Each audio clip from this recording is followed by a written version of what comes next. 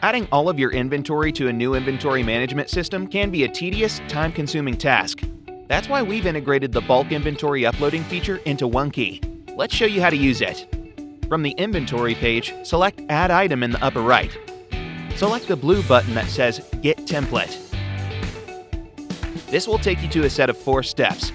Download our Excel worksheet by selecting Download Template now. The template will auto-download. Open the template and add your inventory information, like we've done in the sample provided. Once filled out, save the template to your computer and go back to the app. Now, select the Upload Spreadsheet button. Select your spreadsheet you wish to upload. Once selected, select the blue Upload button. Scan your inventory.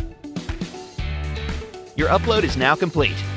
Big or small, bulk uploading provides the simplest way to add all of your inventory to quicky. For more helpful tips like this, please subscribe below and click on another video to keep watching.